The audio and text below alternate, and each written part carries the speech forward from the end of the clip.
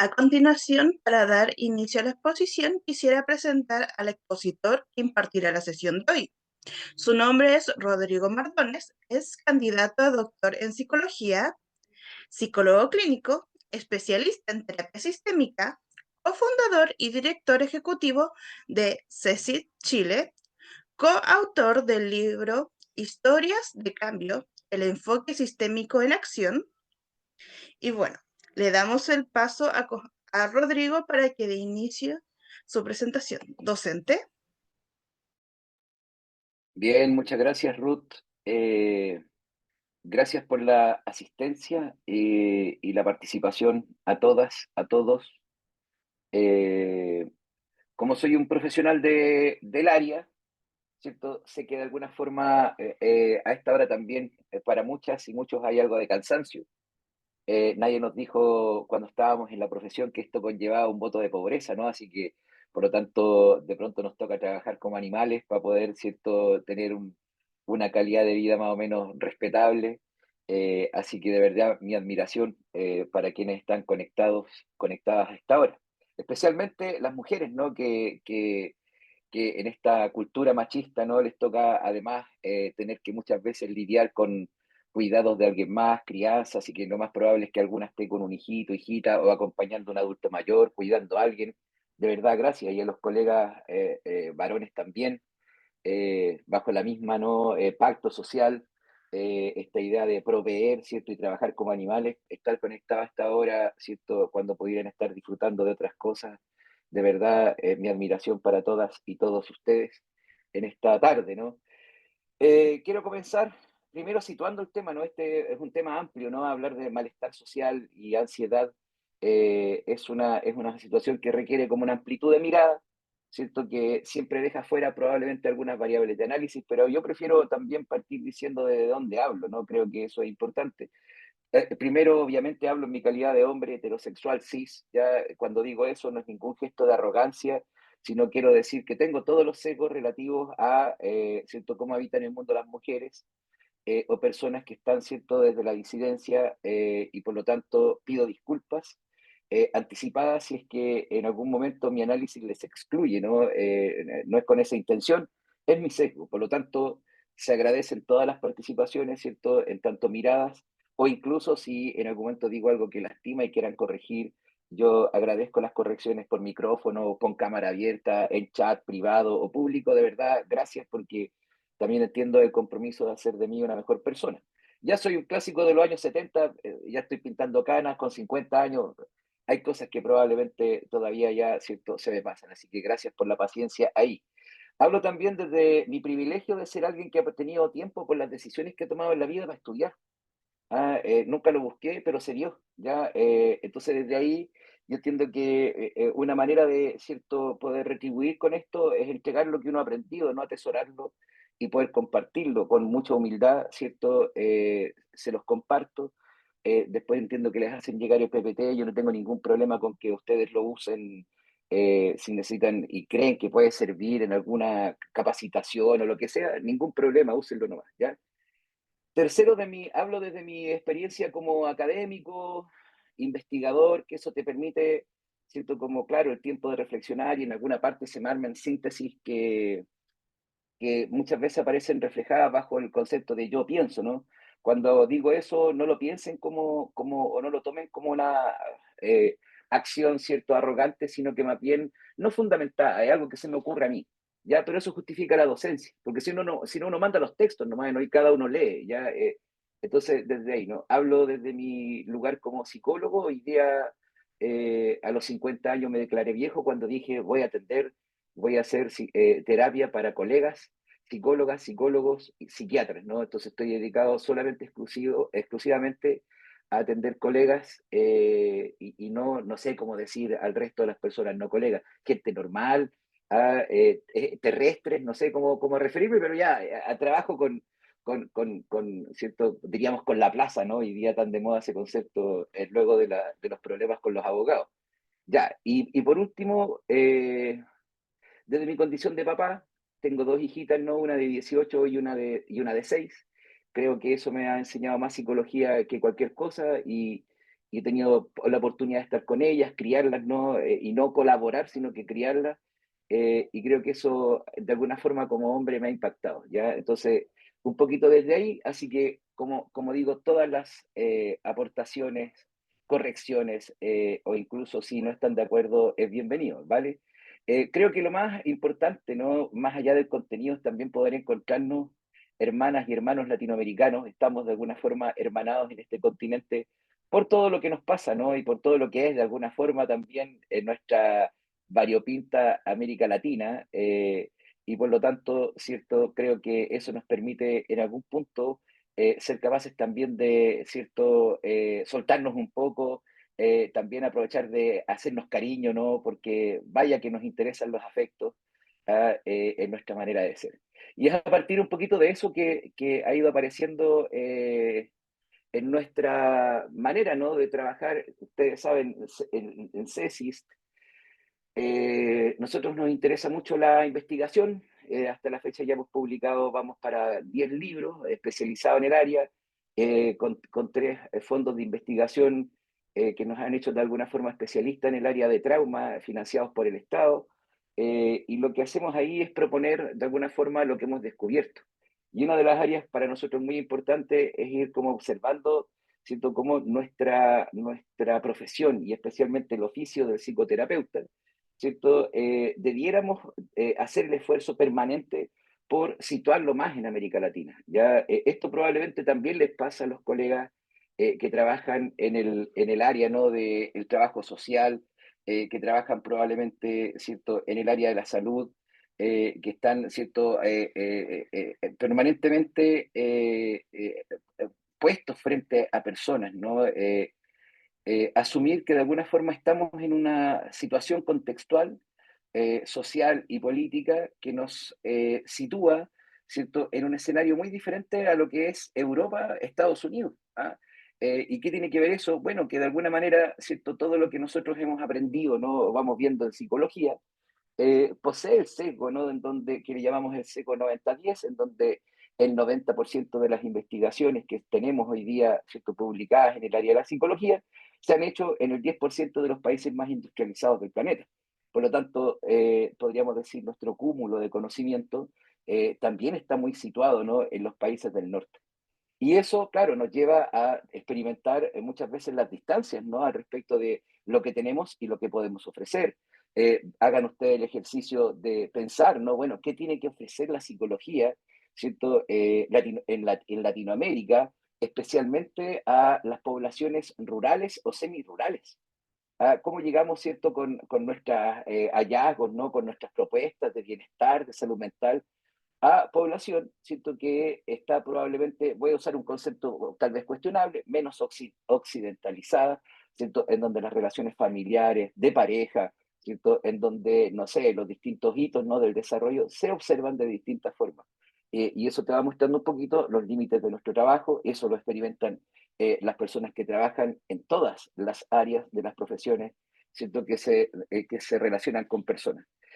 Y desde esa perspectiva, cuando hablamos, ¿cierto?, a la luz de un diplomado, ¿no?, que tiene que ver con la ansiedad, sí podemos observar, ¿cierto?, una tensión, ¿no? Es decir, pareciera ser que los problemas que nosotros miramos al respecto de lo que aquejan a las personas tienen por un lado la tensión de los elementos muy biomédicos, ¿cierto?, que podemos observar, es decir, explicaciones, no sé, tipo DSM, ¿no?, tipo CIE, ¿ok?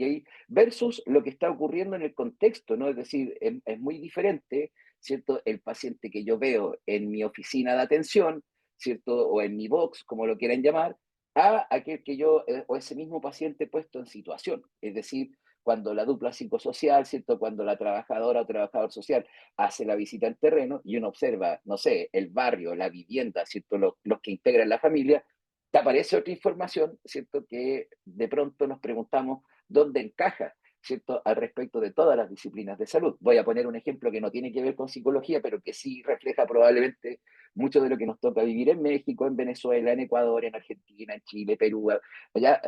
No sé, recuerdo una chica que fue llevada a médico porque había comenzado se había iniciado, ¿no?, su vida menstrual, ¿no?, la menarquia, pero la niñita iba obesa, ¿te das cuenta? y resulta que en el CEFAM, ¿cierto? La obesidad les llamó mucho la atención en términos de preocupación y le dieron una minuta para alimentarse de manera sana. La alimentación sana es cara. ¿Te das cuenta? Y una chica que estaba en niveles de pobreza importantes, que como alimentación podía aspirar a comer pan, entonces ahora te encuentras tú con un problema, ¿no? ¿Cómo hago para que, cierto, esa persona se alimente de manera sana? Esas situaciones, en el fondo, tenemos que convivir con ellas. Lo dicen, cierto, todos los colegas, todos y todas las colegas que trabajan, por ejemplo, en Chile le llamamos atención primaria en salud, o quienes trabajan en la primera línea, ¿no? En donde tienen que observar los problemas de tipo psicosociales que van impactando, ¿cierto?, en la salud y que muchas veces debido a cómo funcionan, ¿cierto?, nuestras disciplinas, el recorte que hacemos puro de salud no te da respuestas para lo que estás observando. Desde esa perspectiva, evidentemente, cuando hablamos de ansiedad, ¿cierto?, nosotros nos imaginamos un sujeto ansioso. Ah, claro, lo que vamos a encontrar son estos elementos, ¿no?, que no están mal, que explican el problema individual. De cuenta, evidentemente, vamos a entender la ansiedad como una respuesta que es normal del organismo. La observamos en todos los mamíferos, ¿no? Es decir, siento que ante situaciones de riesgo o estrés, nuestro sistema nervioso se activa, ¿cierto? Y nos pone en una situación, ¿cierto?, en la cual experimentamos la huida, ¿cierto?, el ataque, la parálisis, pero que en todas las situaciones el correlato, ¿cierto?, de tipo orgánico de ese individuo de estudio es que van a activarse las hormonas del estrés como, ¿cierto?, cortisol, adrenalina y otros más, ¿ya? Porque tenemos un sistema nervioso, ¿cierto?, que de alguna forma en su estructura ya va ofreciendo, ¿cierto?, un funcionamiento, por un lado involuntario, ¿cierto?, por otro lado más intencional, en el cual nos vamos dando cuenta como, por ejemplo, el sistema nervioso autónomo es el que controla todos los órganos internos, como el corazón, el estómago, los intestinos, sin necesidad de que nosotros hagamos un esfuerzo al respecto. Funciona, ¿cierto?, de manera involuntaria, ¿ok? Y evidentemente, dentro de ello vamos a encontrar el sistema nervioso simpático, que es el que se encarga de activarse cuando, ¿cierto?, estamos ante una situación de riesgo o peligro. Curiosamente, nosotros, como seres humanos, ¿cierto?, esos estímulos que nos activan para mostrarnos vulnerabilidad, esos estímulos que prenden alarmas, también son subjetivos. Y es lo que empieza a ser, ¿cierto?, la experiencia del aprendizaje. Entonces, empieza a fijarte, ¿cierto?, qué ocurre en lo real, ¿no? Es decir, en la gran población latinoamericana que sufre a partir de situaciones políticas, variables sociales, ¿cierto?, económicas, ¿te das cuenta?, culturales. Pensemos, por ejemplo, en cómo se va desarrollando un niño que vive en un barrio en donde hay, ¿cierto?, la delincuencia, el peligro permanente, ¿cierto?, crimen organizado, narcotráfico, mala convivencia de los vecinos, te somete a una situación permanente, ¿cierto?, de vulnerabilidad. Los ricos esto no lo transparentan. ¿Te das cuenta? Ellos no dan para estadística porque esos abusos sexuales entre primos, ¿te das cuenta? Esos malos tratos que ocurren para mujeres esposas de empresarios, políticos, generalmente se silencian. Estas son las cifras que nosotros, o estos son los datos que nosotros podemos observar en la población que ni siquiera tiene la discreción para no entrar en baremos estadísticos. ¿Ah? Entonces, no es solo una cuestión, podríamos decir, clasista, sino que pareciera ser transversaliza nuestra sociedad. Y evidentemente, desde esa perspectiva, ¿cierto?, los estímulos que vamos observando, ¿cierto?, o que observa nuestro sistema simpático, nuestro sistema nervioso simpático, no son solo, ¿cierto?, estímulos externos, también los que hemos interiorizado por aprendizaje, también, ¿cierto?, este momento en que nos activamos al respecto de cómo haremos para pagar la deuda que tenemos que, ¿cierto?, esta cuota del crédito que vence a fin de mes y que no tengo dinero para pagar. Entonces, se activa. ¿Por qué? Porque nos está mostrando ciertos elementos de riesgo sobre los cuales de alguna forma nos tenemos que anticipar. Y desde esta perspectiva, que se encarga un poquito, ¿cierto?, de activar la relajación, sería este sistema parasimpático que nos dice calma, el peligro ya pasó, ¿ya? Haciendo que de alguna manera vuelva la calma. Sin embargo, cuando vamos incorporando desde el malestar permanente, ¿cierto? Estos, podríamos decir, estímulos, ¿no? Autoconstruidos, ¿no? Estímulos que hemos aprendido, ¿cierto? Este estar permanentemente en situación de vulnerabilidad y riesgo, hace que nuestra carga alostática, es decir, que la capacidad que el cuerpo tiene para recuperarse de un evento estresante, comience a quedar en jaque. Y fíjate, hemos ido construyendo una cultura que ha ido queriendo normalizar el estrés y la ansiedad. Lo planteamos en el trabajo. ¿Ah? Cierto, este trabajo que estoy ofreciendo por LinkedIn o lo que sea, requiere sujetos que tengan cierta alta tolerancia al esfuerzo, ¿ah? Que sean capaces de trabajar bajo presión. Lo que están diciendo es que puedan convivir, ¿cierto? Normalicen, naturalicen el estrés. ¿Te das cuenta? Hay una generación que no está aceptando eso y que simplemente se quiebra y que desde nuestra generación peyorativamente les decimos, ah, la generación de cristal, los que no aguantan. ¿Por qué tendrían que aguantar? ¿Por qué tendrían que ser como nosotros? Que estamos ahí como animales, te das cuenta, comiéndonos todo el esfuerzo y el desagrado. Entonces, fíjate, claro, desde esa perspectiva, ¿cierto? Lo que estamos observando es que el estrés crónico, eso, consúltenlo si trabajan con gente del área médica, ¿cierto? Familiares, trabajo en equipo, está claro que las personas que se desarrollan en contexto permanente de estrés, la carga de hormonas de hormonas del estrés está generando problemas serios. Por ejemplo, diabetes, hipertensión, ¿cierto? Y una serie de otras enfermedades de base que, fíjate, las hemos normalizado en el mundo adulto. Ah, va a llegar a los 50, se me pasó, yo a los 50 venga porque tiene que hacerse todos los estudios preventivos, y no va a ser extraño que te aparezcan problemas al colon, problemas, ¿cierto?, con la glicemia, problemas de hipertensión, ¿cierto? En fin, una serie de situaciones que no es normal que ocurran, que la hemos normalizado porque al mismo tiempo hemos normalizado el estrés. Y evidentemente, ¿cierto? Esta situación en la que nos empezamos a encontrar comienza a movilizar la estadística que hace que de alguna forma tengamos datos que hagan, ¿cierto?, que la normalidad se mueva hacia ciertos niveles patológicos que no son reales, o sea, no son reales, no son naturales. ¿Ah? Son propios de un sistema en el que de verdad, ¿cierto?, nos enferma. De esto hay mareas de tinta escritas al respecto, especialmente en el mundo de la filosofía, un mundo en el que yo me muevo. ¿Quieren averiguar del tema? Busquen un texto que se llama La sociedad del cansancio. Ah, el filósofo que escribe, muy entretenido, un sujeto todavía con vida, Byung-Chul Han, coreano, ya tiene un texto que se llama La sociedad del cansancio. Vayan a leer, textito no muy extenso, muy ameno, y te va a mostrar lo que estoy diciendo de mejor manera. Ah, vean, por ejemplo, otro texto de él que se llama En el enjambre.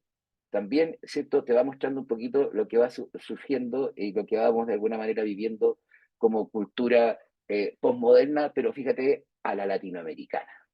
Ah, desde esa perspectiva, cuando miramos desde los modelos biomédicos, ¿cierto? Cuando hacemos una mirada estrictamente de salud, ¿te das cuenta? Nos damos cuenta de que a lo mejor no toda ansiedad requiere ser tratada. ¿Cuál es la que requiere ser tratada? Bueno, la que presenta un malestar significativo que va deteriorando la vida diaria, ¿ya? ¿A qué se refiere eso? A las personas que están permanentemente irascibles, te das cuenta que están permanentemente agotadas, que están de alguna forma, ¿cierto?, en niveles de funcionamiento en las cuales el malestar es evidente, ¿ya? En donde se han deteriorado y se van deteriorando las relaciones con los demás, desde la familia, ¿cierto?, hasta el trabajo, ¿ah? En donde son personas que cada vez toleran menos, ¿no?, las interacciones con otros, porque están tan preocupados, porque están tan estresados, que cualquier estímulo les resulta amenazante. Eh, Ese malestar deteriora la salud, altera los ciclos de sueño. Ese malestar genera problemas estomacales. Ese malestar genera problemas dentales. Personas que vienen y te dicen, vengo por bruxismo, que en el fondo es cierto, ese sistema que está tan activado que cuando duermes estás apretando los dientes, ¿no? Y los estás moviendo al punto que te genera este desgaste.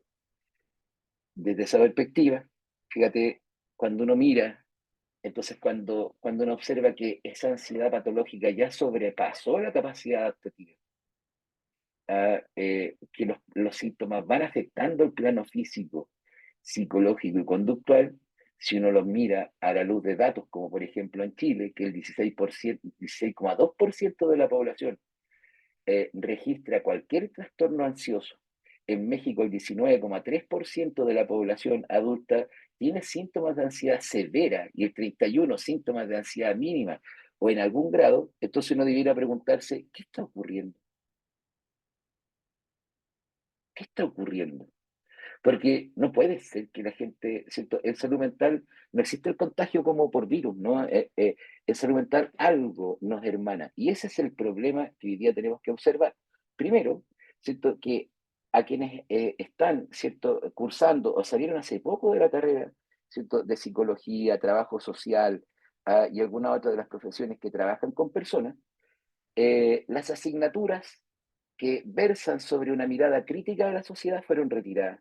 Y en eso, con Felipe García, mi socio con quien fundamos CESIS, allá en 2018, tuvimos que hacer una investigación que se nos pide desde la Universidad de Cambridge sobre el estatus actual de la psicología en Latinoamérica. ¿Ya?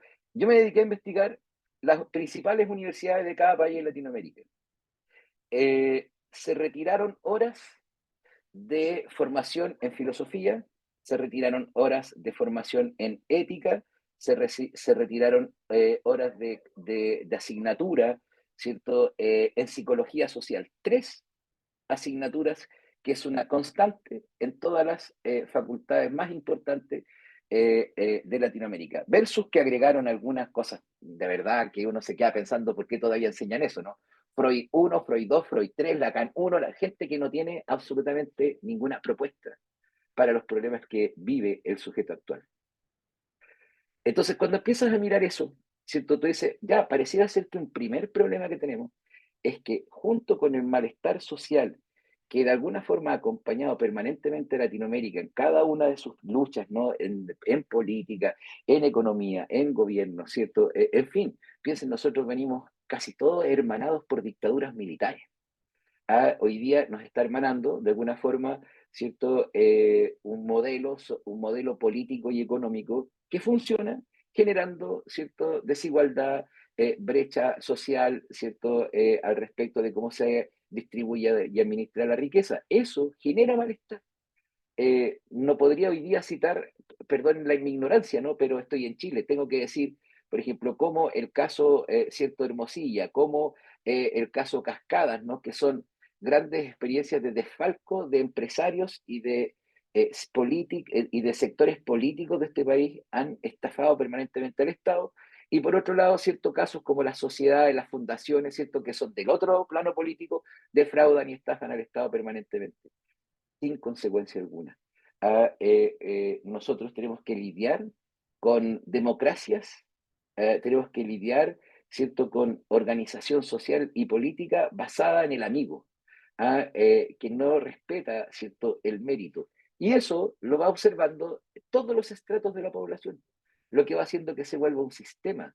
¿Te das cuenta? Cuando tú miras desigualdad y pobreza, el Banco Mundial en el 2021, ¿cierto? Va a señalar que el 30% de la población de Latinoamérica vive en condiciones de pobreza, lo que se correlaciona con un aumento del estrés y problemas en salud mental. Ahí está la cifra, la cita, después van a tener cierto el material para que no se preocupen de anotar lo que está en la pantalla. En Chile, la desigualdad, ¿cierto? Estamos hablando en términos de empleo, ¿cierto? Revela que el 10% más rico de la población tiene ingresos 24 veces superiores al 10% más pobre. Eso se percibe, eso se huele, eso las personas, ¿cierto? Tal vez no lo pueden señalar de manera, ¿cierto?, directa, pero están en ese contexto interaccional. Recuerden la comunicación, ¿cierto? Y uno podría decir la relación, cuando la observamos desde Václavic, no solo tiene que ver con el contenido, sino también con la relación.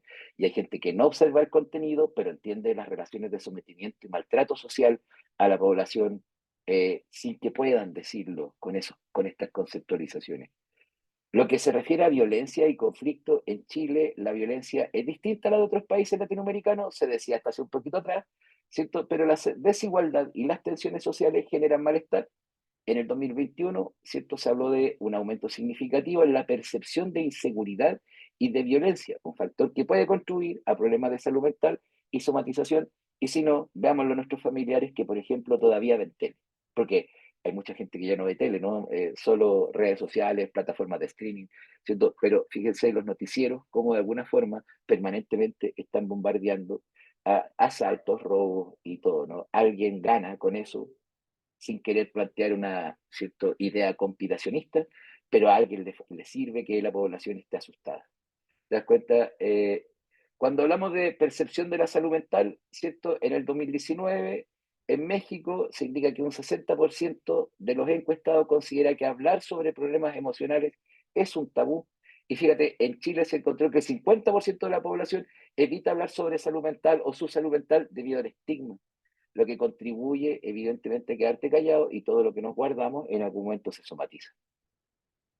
Cuando miras tú, ¿cierto?, al respecto de cómo las personas creen, ¿cierto?, y practican el tema de la salud, buscan ciertos modos o tratamientos de salud tradicionales, es decir, basados hoy día, podríamos decir, en el fármaco, ¿cierto?, en los elementos biomédicos, vengo para que se me dé una pastillita que me calme. Cuando pareciera ser, ¿cierto?, que nuestro contexto no va a resolverse con una pastilla, ¿cierto?, tomada por cada uno de los sujetos. Cuando tú miras la educación es compleja porque si ustedes observan, ¿cierto? La educación de alguna forma debiera cristalizar el proyecto país. Es en educación en donde uno dice, ¿cuál es el tipo de venezolano que queremos formar? ¿Cuál es el tipo de chileno que queremos? O el tipo de, ¿cierto? Mexicano o mexicana que queremos en el futuro. Ahí va. Cuando uno mira, ¿cierto? Latinoamérica en los programas de educación que han tenido, ¿cierto?, que sufrir, podríamos decir, transformaciones que han ido como hermanando los procesos, no los han ido como igualando. Para eso, ustedes observen cómo hubo 3 agencias internacionales que estuvieron detrás de todas las reformas educacionales en Latinoamérica. UNESCO, Banco Mundial y esta que tiene que ver con la infancia, se me fue, que me ayude, ¿cierto? Y UNICEF, ¿ya? 3. Esas 3 agencias estuvieron empujando procesos de transformación de la educación en Latinoamérica desde la década de los 90 hasta la fecha. Fíjate, las 3 agencias internacionales plantearon lo siguiente: la educación tiene que adelantarse al futuro. ¿Cómo una disciplina, cómo una instancia puede adelantarse al futuro? ¿Cómo se hace eso? ¿Te das cuenta? Las 3 agencias planteaban, ¿cierto? La educación en América Latina tiene que abrirse a las nuevas tecnologías. ¿Cómo se financia abrirse a las nuevas tecnologías? ¿Cómo transformamos tecnológicamente nuestros colegios? Porque claro, si yo me lo imagino en uno, probablemente sí, te das cuenta, pero si estoy pensando en, no sé, escuelas, ¿no?, que estén en barrios pobres, ¿no?, en ciudades que están de alguna forma empobrecidas, ¿cómo hacemos eso? Y que las 3, que la educación debía estar preparada para los grandes cambios culturales que provienen desde la globalización. Pero fíjate en lo siguiente, en la mayoría de nuestros países no hay un proyecto de educación en los afectos y en la sexualidad para las escuelas de primaria, secundaria, preparatoria, ¿cierto? No sé cómo lo llaman en México ya, o en Venezuela. No está. Los programas que tenemos en sexualidad son insuficientes. Eso explica, te das cuenta, la cantidad de adolescentes madres, adolescentes padres. Te das cuenta, explica que todavía haya niños, niñas y adolescentes que no tengan información importante para el autocuidado al respecto de su vivencia de la sexualidad o para no ser vulnerados. Eh, no hay educación emocional. Es decir, fíjate, nuestra educación piensa, nuestra educación está proyectada para educar algo que entienden como mente. El cuerpo no está invitado a la educación. El juego ha sido exiliado. Por eso nuestros chicos se aburren, ¿te das cuenta? Y la educación intenta medirse todavía por pruebas, por evaluaciones individuales, ya en donde uno tiene que retener conocimiento. Les cuento, la inteligencia artificial como chat, ¿no? Las generativas, el concepto que está detrás es que es colaborativa. La inteligencia artificial es vygotsiana. Cuando uno pregunta a ChatGPT, ¿cierto? Le haces alguna pregunta de contenido, ChatGPT salta, ¡pum!, y va. La primera fuente es Wikipedia, de la que nos reímos, ¿eh? Ah, esto lo sacó de Wikipedia. Bueno, ChatGPT, su primera fuente, la más importante, es Wikipedia. Y de ahí salta, ¿cierto? Si tú le empiezas a exigir un poquito más, empieza a ir a papers, libros y cosas por el estilo. Pero él entendió la inteligencia artificial, lo que nosotros decíamos en broma. Es mejor tener varios amigos que saben. ¿Ah? Porque yo puedo colaborar, puedo... Y eso es lo que consideramos inteligencia. Eso es lo que el invento escuela todavía no es capaz de conceptualizarlo. Y con esto no estoy hablando mal de los profesores, estoy refiriéndome a que la crítica es a quienes dirigen y construyen las políticas educacionales en nuestro país. Piensa que la educación en nuestro país, no, perdón, en nuestro continente, no ofrece en serio educación cívica.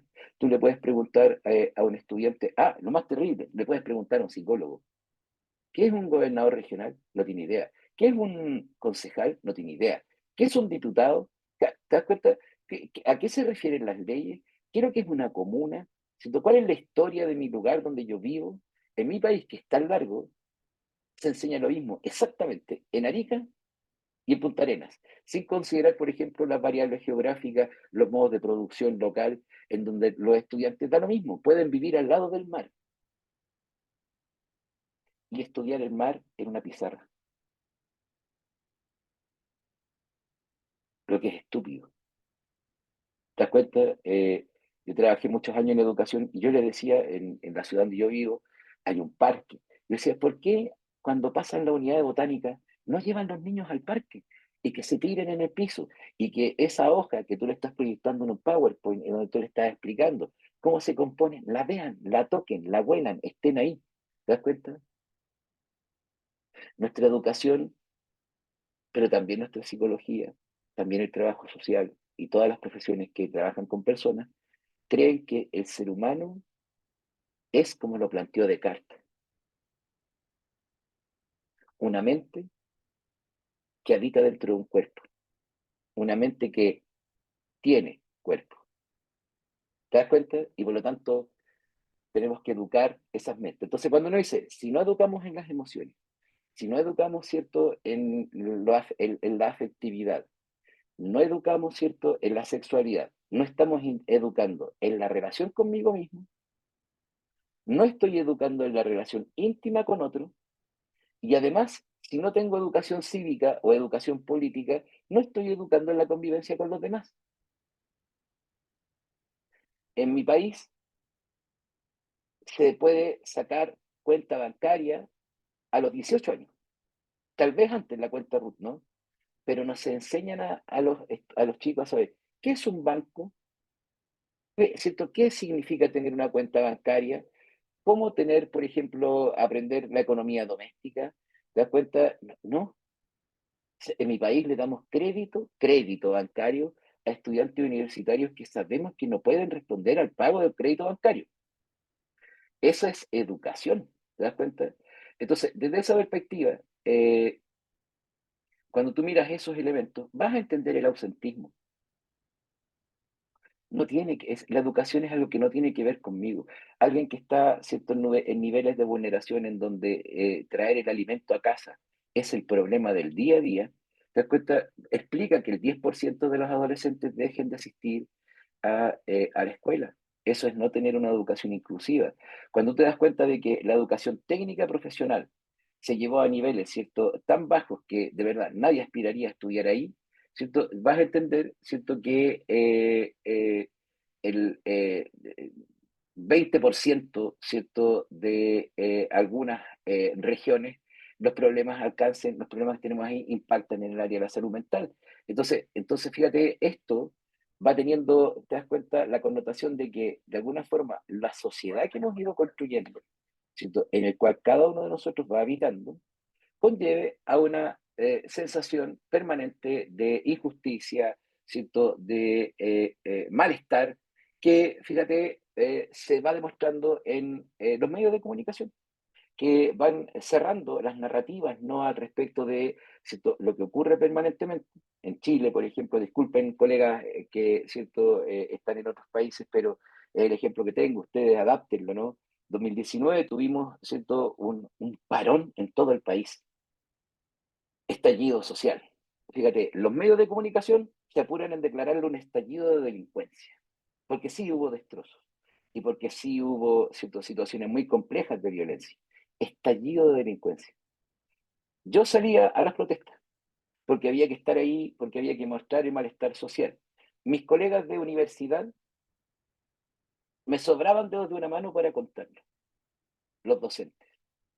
Y mis estudiantes me sobraban dedos de la otra mano porque se iban para casa porque no había clase. Eso no está bien. Eso habla de nuestra falta de formación para tener una mirada crítica de la sociedad. Fíjate, yo cuando digo esto me tratan de comunista. O sea, ese es el nivel. Mis colegas, ¿no? A veces haciendo clases, profesor, yo no vine a clases de comunismo, yo vine a clases de terapia. No entendió nada.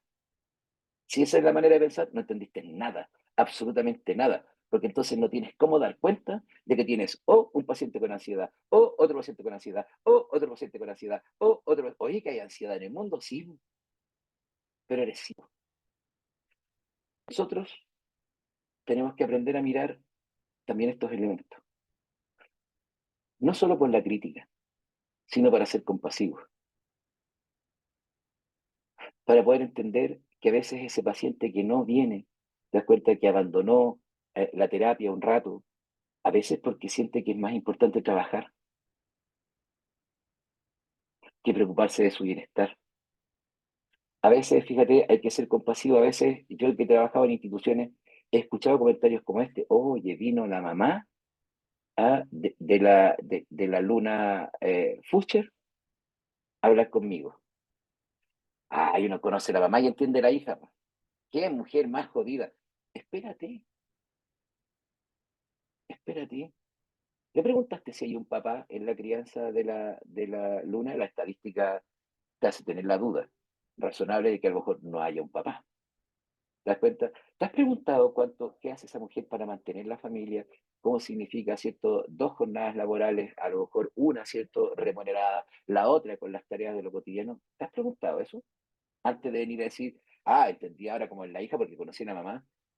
Tener esta información te ayuda a ser compasivo. Y de alguna forma también a preguntarte, ¿para dónde va mi proyecto de vida? ¿Cuántas horas tengo que trabajar al día? Porque yo como alguien que trabajo en el área de la salud mental probablemente no voy a tener grandes ingresos. Pero ¿cuánto quiero tener? ¿Cuál es el costo que estoy dispuesto a pagar por lo que quiero tener? Eh, lo peor que nos puede pasar es tener profesionales del área de la salud mental y del área del trabajo con personas en burnout.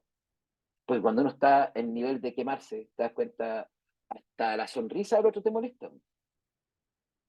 Entonces hay que hacerse preguntas al respecto, ¿no? Hay que observar estos elementos al respecto. Evidentemente los medios de comunicación han ido de alguna forma, ¿cierto?, acentuando el malestar, han ido acentuando, ¿cierto?, aquellos indicadores que logran transmitir miedo a la población, y ese miedo se vuelve en ansiedad. Nadie duerme tranquilo, ¿cierto?, si estás bajo la amenaza de que alguien te va a asaltar a la llegada de tu casa o se va a meter en tu hogar. Nadie está tranquilo con enviar los niños al colegio, te das cuenta de las cosas que ocurren. Fíjate, hay algo ahí que hace que de alguna forma estudios como los que, ¿cierto?, se presentan en esa lámina logren correlacionar exposición a redes sociales, ¿cierto?, con ansiedad o trastornos parecidos, ¿cierto?, en donde se muestran, ¿no?, que las redes sociales van generando una propensión, podríamos decir, van precipitando problemas de depresión y ansiedad en la comunidad. Y eso es cosa de mirarlo. La gente cómo va en la locomoción colectiva, te das cuenta cómo caminamos en la calle, nosotros mismos haciendo una cola en el banco, en vez de decirle a la persona de al lado, hola, ¿cómo está? Mucho gusto. Te das cuenta, no nos callamos y estamos ahí. Cuando uno mira esto, ¿cierto?, entonces empieza a entender de que, claro, prescribir participación social es parte de la salud. ¿Te das cuenta? Este sistema capitalista neoliberal le interesa que nos percibamos como individuos privados, privatizados. Les interesa que nos consideremos consumidores. ¿Te das cuenta? No hay ninguna organización que no tenga SAC, Servicio de Atención al Cliente. ¿Te das cuenta? Porque consumimos, ¿no? Porque lo que interesa es vender. Es bonito hacerte una buena venta, ¿no? Elegante, con postventa. ¿Lo notas? Todo se volvió un objeto que yo puedo comprar. Eh, y esto nos toca también a nosotros. Nos pasa en ADIPA, nos pasa en CESIS, gente que dice, bueno, pero yo pagué mi programa de diplomado, ¿por qué no lo aprobé? O sea, como que el conocimiento se vuelve objeto, las relaciones se vuelven objeto, que yo puedo comprar, transar. Entonces, desde ahí no podemos pensar el trabajo en salud mental sin prescribir que las personas participen en su junta de vecinos, que se integren a su centro de alumnos, que hagan parte del sindicato. No podemos prescribir bienestar si no hay un cumplimiento de las leyes que constitucionalmente han ido construyendo en Latinoamérica al respecto del cuidado, del trabajo, la protección de la mujer, de las infancias. ¿Te das cuenta? No se puede. No se puede mirar el sujeto recortado del contexto. Y en ese sentido, ¿cierto? Lo que vamos a enseñar en este programa de diplomado toma fuertemente estos elementos, ¿no? Que tiene que ver con justamente cómo trabajar con la ansiedad, pero puesta en contexto. ¿Ah? Si no hay algo amenazante en el ambiente, entonces yo no tendría que sentirme, ¿no? Ansioso y estresado. Y lamentablemente el ambiente social que hemos ido construyendo se torna de manera amenazante para la mayoría de los y las personas que habitan, ¿no? En nuestros países. Más temática de esta, invitación con orgullo, ¿cierto? El centro que fundamos con Felipe, que está ahí en el costado izquierdo, ¿cierto? Cumplimos 10 años ya trabajando en la investigación, en publicaciones, en terapia. Una de las celebraciones que vamos a tener, ¿cierto? Es el 14 de noviembre, inscripción gratuita, un seminario en donde va a estar Felipe García, ¿cierto? Va a estar Paloma Ávila, que es una periodista importante en Chile. Ella dirige un programa que se llama Futuro 360 en CNN. Carlos Pérez Soto, filósofo, y yo, ¿cierto? Yo voy a estar moderando nomás al lado de estos gigantes. ¿A qué se va a referir Carlos Pérez Soto? Modos de producción. ¿Cómo ha cambiado el trabajo? Cuando hoy día hablamos del trabajo, ¿cierto? Ya no estamos hablando del Fordismo y las industrias en cadena de montaje. ¿Cómo es el trabajo hoy día? Ya, para nosotros que trabajamos muchas veces en servicio o en la atención de personas, ¿cierto? Puede ser una pregunta un poco irrelevante en lo personal, pero el trabajo es la manera en que traemos el sustento a casa. Y la mayoría de las personas que trabajamos viene de ese mundo. ¿En qué consiste trabajar hoy? Hemos observado el cambio del Fordismo al post-Fordismo, el trabajo en red, por ejemplo, lo que eso significa, la precariedad laboral o a veces la inseguridad en el trabajo, no al respecto de accidentes, sino de hasta cuándo voy a estar trabajando, cuánto irá a durar mi pega, como decimos en Chile, o mi chamba, como dicen en México.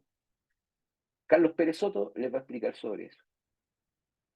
Paloma Ávila, como periodista, ha entrevistado probablemente a las personas más importantes y en la vanguardia de lo que es el desarrollo de inteligencia artificial. Vamos viendo, es un tema que se nos viene duro. Inteligencia artificial va a significar el recambio de trabajadoras y trabajadores en pocos años más por sobre el 50% de gente que no va a tener qué hacer. Ya tendríamos que estar mirando ese problema seriamente, no por nosotros, pero para lo que va a significar, incluso para la psicología laboral tener que abordar esos temas. Paloma Ávila va a hablar sobre ese tema. Cómo todo eso se traduce en un desafío a la psicología y lo que tendríamos que hacer, Felipe García. Yo voy a estar ahí simplemente dando la palabra a uno y otro. ¿Cierto? En este seminario aprenderás cómo nuevas formas de producción e inteligencia artificial afectan el trabajo, la intersubjetividad y las relaciones sociales. Y los desafíos que enfrenta la psicología para apoyar al ser humano. Cállate esta frase. Estar actualizado marca la diferencia entre profesionales. 14 de noviembre a las 21 horas. Inscripción gratuita. Ya van ahí al link. Si no tienen, ¿cierto? Ahí con esos QR van a la de Cesis, con el otro QR van a mi Instagram. Yo pregunta que me hagan, respondo. Si necesitan material, envío. Si lo tengo, envío. ¿Cierto? Cualquier cosa, ahí está. Voy a dejar la palabra, ¿cierto?, para consultas, comentarios, sé que escribieron cositas ahí en el chat, no sé si alguien quiere decir, pueden que no estén de acuerdo también, y eso ¿cómo se llama? Se entiende, ¿no? Y está bien. Eh, Ahí en el link, en el QR, ¿no?, de CESIS, van a encontrar el flyer donde se pueden inscribir. Eso. Álvaro levantó la mano. Álvaro, vamos. Vamos. Profesor, me pareció muy interesante el enfoque, ¿cierto? Sabemos que hay que esta perspectiva de la ansiedad hay que mirarla con un caleidoscopio. ¿Por qué? Porque tiene Ujú. varios enfoques, tiene varias aristas. Entonces, en vista considerando aquello, desde lo que recuerda la psicología comunitaria y también tuve ética, filosofía no, lo pasamos en ciertos ramos o enfoques, ¿cierto? Recuerdo haber leído a la sociedad líquida de Weidman, Ah, sí, ¿cierto? Y todo es líquido. Salud líquido, política líquida, ¿cierto? Sociedad líquida. Entonces, toda esta movilidad, ¿cierto? Los sistemas económicos que influyen son macrosistemas, ¿cierto? Que nos influyen directamente e inciden en este factor de la ansiedad.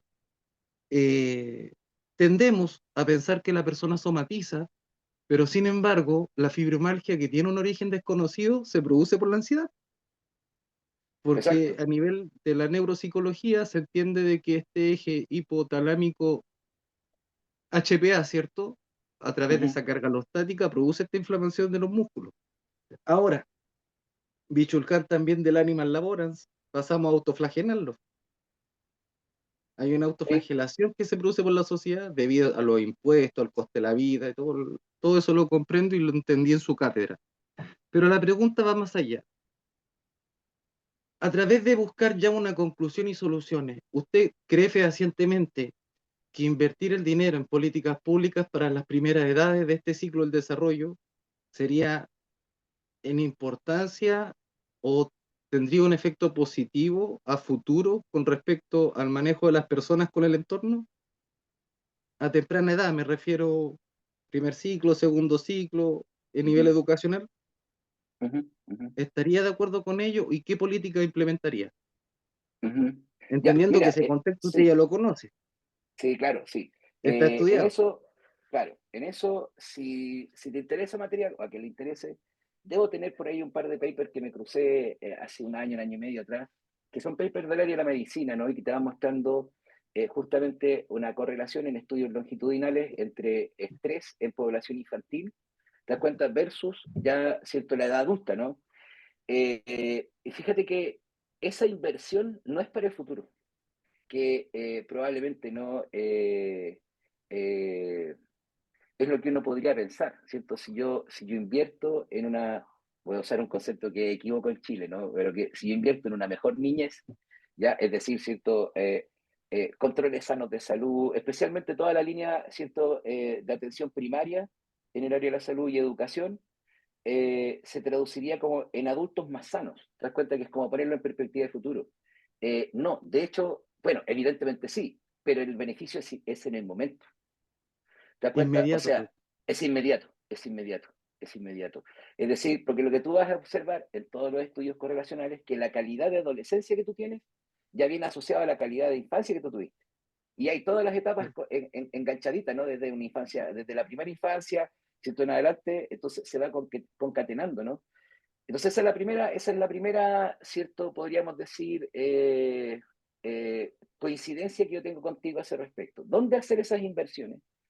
Yo creo que la escuela, desde que empezó en los finales de los 80, principios de los 90, un proceso de mercantilización de la educación, perdió gran parte de su funcionalidad social. Esta escuela de hoy día, cuando digo escuela me refiero a cierto enseñanza primaria, secundaria, básica, media, cierto preparatoria, ya. La escuela que nosotros vemos hoy día no es la de antes.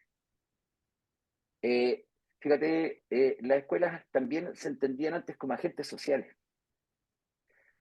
Y por lo tanto, cierto, habían desarrollado al menos una mirada al respecto de la escuela un poquito mayor. Por ejemplo, cuando fue en Chile, disculpen que use ejemplos de Chile, ya, discúlpenme, no tengo en eso datos exactos, pero cuando fue en Chile una epidemia de cólera, te estoy hablando por allá, por los años 80, ¿dónde se hizo la capacitación para el lavado de alimentos, la preparación de alimentos en la escuela? Y los padres y apoderados, madres, padres y apoderados, iban a la escuela y se les enseñaba a usar el cloro en gotas para clorificar el agua, ¿cierto? A la hora de lavar las verduras y todo. Las escuelas perdieron potencia y se han vuelto edificios que terminada la jornada escolar están solo ocupando espacio y son inútiles. Cuando tú tienes escuelas en los barrios, ¿qué papel podría jugar, por ejemplo, la educación en los barrios donde está? Por eso, si tú buscas y ustedes no buscan un documental que está, ¿cierto?, en YouTube, se llama Waiting for Superman, o Esperando por Superman, te vas a encontrar cómo el sistema educacional gringo, ¿cierto?, por los problemas que tenía en ese tiempo, llegó a observar la siguiente situación. No es verdad que cuando tú pones una escuela en un barrio vulnerable, se echa a perder la escuela. Lo que ocurre es que cuando tú pones una escuela en un barrio, la escuela echa a perder el barrio, pero la escuela actual. O sea, tú pones la escuela y afuera llegó el dealer. ¿Te das cuenta? Cuadra, cuadra y media, a regalar, ¿cierto? Estar ahí, ¿ok? Empieza a llegar una serie de otros elementos que se... ¿Por qué? Porque la escuela hoy día funciona como una guardería, ¿cierto? Es la gran centro formador de individualidades individualistas, por cómo entiende la educación, por cómo entiende, ¿cierto?, los avances en educación, por cómo desde cierto el rendimiento de un estudiante se evalúa una familia, en fin. Entonces, yo creo que un primer área, ¿cierto?, sobre la cual hay que invertir es educación. La segunda, lo que en algún momento desde Chile, fíjate, pero luego salta a Cuba y luego a toda Latinoamérica se entendió como la salud familiar, con los controles sanos, con todos esos elementos que hoy día, si bien todavía permanece, han perdido vigor. Ante especialmente, por ejemplo, el ofrecimiento de salud privada, hemos perdido de vista estadísticamente mucha infancia. Entonces yo creo que eso que tú planteas, si tú me preguntas a mí, ¿por dónde yo iría en las inversiones? En esos dos ámbitos, en esos dos ámbitos. No sé si te Muchas responde la gracias, pregunta. profesor. Muchas Bien. gracias. ¿Había más manitos levantadas aparte de la de Luna? Estaba Luna. Fer, vamos Luna. Me va a decir, mi mamá no es así, por el ejemplo. No, no, profesor, en primera, un gusto, primera vez que lo logro escuchar, que conozco un poco de su trabajo y genuinamente me voló la cabeza. Venía con expectativas distintas, pero me voy muy contenta por la presentación. Pero a eso no viene mi pregunta. Me presento, soy estudiante de psicología actualmente y es verdad que los problemas que usted comenta son problemas muy a grande escala. Son problemas que quizá los individuos como particulares no puedan atender de la forma que pueda como generar un cambio como muy significativo a largo plazo o a gran escala. Pero a partir de todo lo que usted comenta y a partir de quizás su experiencia, lo que ha leído, ¿qué recomendación podría darle usted quizás a los futuros psicólogos del país para poder ayudar a mejorar esta situación? Uh-huh. Ya, a ver, primero, el problema a gran escala sí, es como tú lo describes. ¿Qué puede hacer uno a pequeña escala? No soy el ejemplo para nadie, ¿te das cuenta? Pero yo estoy atendiendo pacientes desde las 5 de la tarde hasta las 10 de la noche. Generalmente tengo una conferencia como esta al extranjero, clase de diplomado, clase de postítulo, clase de posgrado, pero pertenezco a la directiva de la Junta de Vecinos de mi barrio. Y cuando tengo reunión de Junta de Vecinos, estoy en reunión de Junta de Vecinos. O sea, primera cuestión, yo no entiendo la existencia de psicólogos, psicólogas, estudiantes de psicología que no hagan parte, clínicos, ni siquiera organizacionales, clínicos, que no hagan parte, por ejemplo, de la junta de vecinos donde viven. Ese problema macro, te das cuenta, parte por uno. ¿Ya? Entonces, primera cuestión. Segundo, estudiantes de psicología, sencillo, hagan parte del centro estudiante. A mí me pasaba, yo renuncié a 4 universidades de las que, o sea, a todas las universidades, eran 4 en total las que hacía clase acá en Concepción. Enseñaba clínica al final de la carrera, haciendo clases muchas veces. A la puerta, una chica, un chico, profesor, soy el presidente del centro alumno. Buenas tardes. Vengo a avisar de que ahora está autorizado para suspender la clase porque tenemos reunión de centro de estudiantes. Ok, ningún problema. Compañero, ¿qué hacían mis estudiantes si van para la casa? no se quedaban a la reunión del centro de estudiantes porque era, weón, la lata. Es como, ¿qué voy a ir a hacer ahí, weón? A pelear por el, no sé, por el arancel. Mira la estupidez, se iban para la casa, no se quedaban. Entonces, cuando tú dices, ¿cuál es un primer cambio? Ya, primero, hagan parte de las organizaciones estudiantiles. Para andar haciendo protestas, tomándose la universidad. No, no, no, pero para empezar a promover, ¿te das cuenta? Conciencia. O sea, esto es algo de todos. Hay que estar ahí. Y ahora van a decir, claro, eso es política. Tal vez. Pero la política consiste en cómo administramos el poder y hay que estar ahí. Porque alguien lo va a hacer. ¿Te das cuenta? Esa es la. Tercero, yo creo que hay que cuestionar los currículums de estudio. Yo creo que hay que cuestionar los currículums de estudio. Si yo, ¿por qué me fui de la universidad y por qué no he vuelto a pesar de que me han invitado nuevamente? Es porque esta es mi opinión personal, me hago cargo. Creo que el currículum de estudio, especialmente en psicología, es una estafa. A todos los que estudiamos, yo psicología es mi segunda carrera, todos los que hemos pasado por la universidad, luego nos damos cuenta de que lo que aprendimos en la universidad, siento, quedó corto para la vida. Pero en psicología, ¿te das cuenta? En psicología. Yo he tenido que pasar por colegas que en los cursos que dictamos en CES y los programas de diplomado han dicho, tengo que desaprender todo lo que se me enseñó en la universidad para de verdad poder hacer terapia de buena calidad. Y yo creo que ahí, como estudiantes, tienen que juntarse y problematizar a la universidad de dónde sacaron el currículum y tú te das cuenta que está copiado. En general, las universidades se copian los currículums. Es la carrera, nosotros somos carreras baratas. Piensa por una universidad, no tiene que comprar un motor, no tiene que comprar ni siquiera, te das cuenta, material quirúrgico. Para nosotros la carrera es una sala, muebles, un huevón haciendo clase adelante. ¿Quién? Da lo mismo, que tenga magíster. Eso no puede seguir sucediendo. ¿Te das cuenta? Y eso sí que yo creo que es un impacto, sería un impacto fuerte para lo que podría ser, ¿cierto? El diseño, ejecución, ¿cierto? Y desarrollo de la carrera de psicología. Eso hay que hacerlo, ¿ya? Voy a responder la última pregunta porque ahora tienen que ir a un sorteo, yo tengo que atender paciente, me queda todavía un último paciente, entonces lamentablemente no puedo seguir en la conversación por Instagram, ¿cierto? Escriban, yo generalmente respondo siempre, ¿no? Y si no respondo, recuérdenme porque así me hacen, me sacan el sentimiento de culpa de, oh, me preguntaron algo, me pidieron algo, me olvidé, ¿ya? Así que eso. Fer, tenía la manito arriba, vamos Fer. Y ahí les dejo con Ruth para que hagan el sorteo y ojalá alguien se saque un premio ahí. ¿Ya? Vamos, Ruth. O sea, Fer. Que vuelva a levantar la mano porque la bajo. ¿Cómo? Fer, bajó Fer, la mano. vamos. Ahí está, ya. Sí, vamos. Listo. No, profe, nada más, no era tanto como preguntar, era más bien como compartir esta parte. Yo también soy estudiante de mi último año en psicología, estoy actualmente haciendo mis prácticas y sí es cierto, en la escuela nos enseñan una postura que es completamente diferente e incluso irreal a la práctica. Cuando nos enfrentamos ya con un consultante frente a nosotros, es bien complicado tener las herramientas porque no nos las enseñan. Nos enseñan nada más a trabajar como robots, cuando ciertamente no estamos trabajando con robots, estamos trabajando con Sí, personas, ¿no? Entonces sí sí. se me hace muy, muy importante el aprender, como dice, el desaprender y aprender estas nuevas herramientas para poder interactuar desde el micro hasta el macro, ¿no? Entonces sí, nada más era eso, profe, agradecerle y de verdad también me quedo muy, muy complacida con el seminario. Muchas gracias por la información. Mm. Sí, en eso, mira, te digo, por ejemplo, dos experiencias, con esto cierro para no quitar tiempo al sorteo. CESIS es además centro de práctica, ¿ya? Entonces nos llegan estudiantes de distintas universidades para hacer la práctica acá. Y me pasa seguido que me dice estudiante, lo voy a ejemplificar en uno.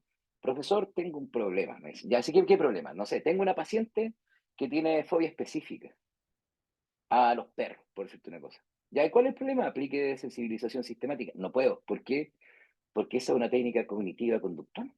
Sí, ¿cuál es el problema? Si es la técnica más efectiva, es que mi supervisor académico, ese que está en la universidad, me dice que si yo decidí hacer terapia en el modelo sistémico, no puedo aplicar ninguna técnica que no sea sistémica. Ese no tiene idea de terapia.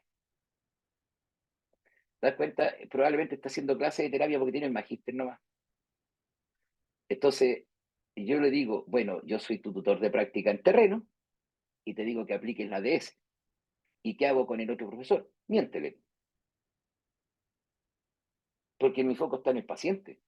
¿Te das cuenta? O sea, yo que soy un terapeuta que se formó en la escuela sistémica y que me especialicé en terapia breve, ¿te das cuenta? Si tengo un paciente que de verdad una técnica que viene de otro enfoque le va a ayudar, obvio que voy a hacer la técnica en otro enfoque. Si no puedo estar, te das cuenta, como fanático, no soy fanático no es una religión. Nosotros como profesionales de la psicología, trabajo social, ¿cierto? Y distintas otras escuelas que a lo mejor, profesiones que a lo mejor no tienen estas disputas de escuela, nuestro centro es el paciente. Y lo que tenemos que hacer es trabajar para él. Ya yo leeré los textos que a mí me gusta de mi modelo y de mi escuela, ¿cierto? Pero empezar en esas discusiones estúpidas de si yo soy psicodinámico, soy cognitivo-conductual, te das cuenta, soy sistémico, eso son tonteras, ¿no? No, eso no, te das cuenta, al paciente no le importa, lo que tenemos que hacer es cómo poner el foco en ellos. Eh, con esto cierro, ¿cierto? Yo creo que sí hay que cuestionar la universidad. Y creo que los estudiantes tienen harto que hacer ahí en ese espacio. Bien, les dejo la invitación nuevamente, 14 de noviembre, vean ahí, ¿cierto? Y nos encontramos, cualquier cosa, ¿cierto? Estamos al habla y espero que nos podamos ver en el diplomado. Y si no, bueno, ahí por redes sociales nos vamos comunicando. Voy a dejar de compartir acá para cederle la pantalla a Ruth. Yo me despido. Abrazos de verdad, gracias. Mi admiración para ustedes.